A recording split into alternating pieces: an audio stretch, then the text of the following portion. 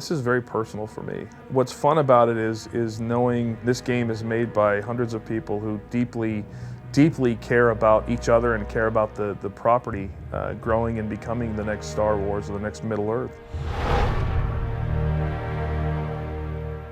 Whether you're writing a book or making a video game or making a movie, your first job is to get your reader, your player, your viewer to suspend disbelief.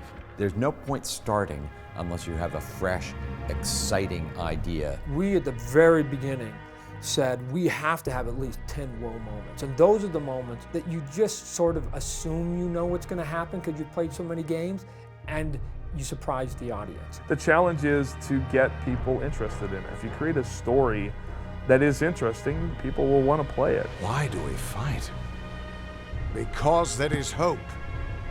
Because only through battle can we break the chains that fate has forged. Let's just make a hell of a game.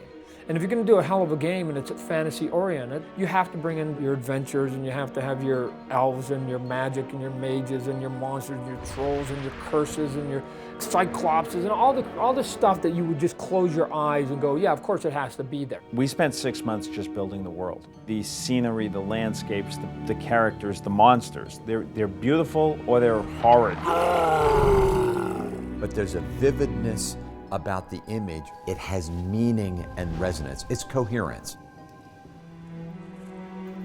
The main character in Reckoning starts the game waking up on a pile of corpses. Well, you're dead, see? But you wake from the dead. You're the first person in history that did that. But once you come out of it, you're sort of an empty husk, if you will. And now you, as the gamer, depending on what class you chose to sort of play your game, will depend on how your adventure actually goes. You're the one without fate. You're the unfated. Little people might see you as the beacon of hope, and the big people might see you as the threat to their power. You are unique, you are different, and potentially you are a world-changing person. And at the time this happens is a time of very, very high magic. You, as the player, get to sort of write the history of your character.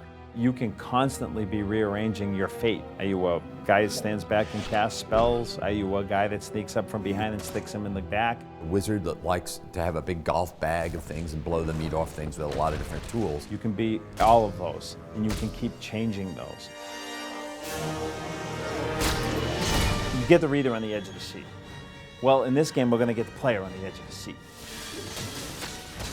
I want you to be able to see things and say, oh God, am I that badass that suddenly did that? If you love combat, if you're a Mortal Kombat, God of War type of gamer, then there's hundreds of hours of deep immersive combat and gameplay here.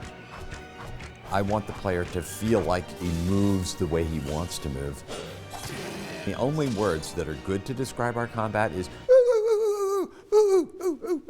if you're a hardcore RPG, questing, Oblivion kind of gamer, there's hundreds of hours of gameplay in this game as well.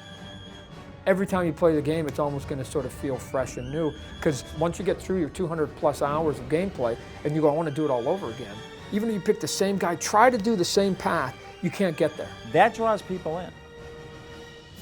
And other than that, it's just a blast to play.